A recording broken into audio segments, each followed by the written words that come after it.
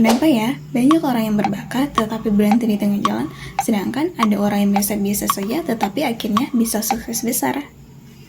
Jawabannya adalah di satu kata yang bisa mengubah hidup kita, yaitu adalah grit. Seorang psikolog yang bernama Angelina Duckworth menemukan bahwa kesuksesan bukan ditentukan oleh mereka yang paling berbakat atau mereka yang paling pintar, tetapi mereka yang paling gigih, dan ia menyebutnya sebagai grit. Bahkan dalam rumusnya, usaha itu dihitung sebanyak 2 kali. Talent dikali usaha sama dengan skill, dan skill dikali usaha sama dengan presentasi.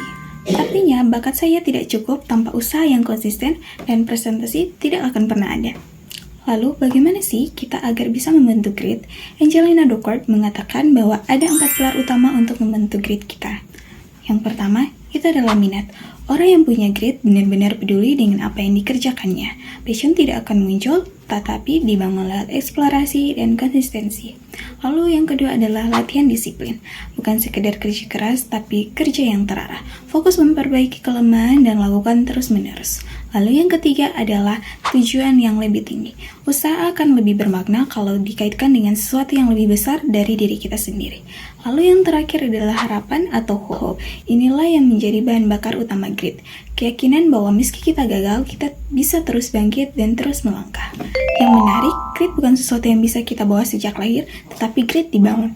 Caranya dengan melatih disiplin kecil setiap hari, memiliki mindset berkembang atau growth mindset, yaitu percaya bahwa kemampuan bisa ditingkatkan lewat latihan dan memiliki lingkungan yang menantang tetapi juga mendukung. Sekarang mari kita lihat bagaimana konsep grit berlaku di wirausaha Indonesia. Contohnya adalah di UMKM. Bayangkan ada seorang pemilik warung kopi yang awalnya sepi pembeli, tetapi ia konsisten menjaga kualitas rasa, belajar pemasaran lewat media sosial, dan sampai akhirnya membuka cabang. Itulah grit. Lalu, contoh yang kedua, di dalam suatu perusahaan besar ada karyawan yang mencoba inovasi digital. Idenya mungkin ditolak beberapa kali, tapi karena tekun dan membuktikan hasil, akhirnya idenya dipakai dan membuat perubahan yang besar. Dan itu juga dinamakan sebagai grit. Jadi, sukses bukan soal siapa yang paling pintar atau berbakat, tapi siapa yang punya grit, siapa yang terus berjuang walaupun jatuh bangun, dan siapa yang punya passion dan ketekunan jangka panjang.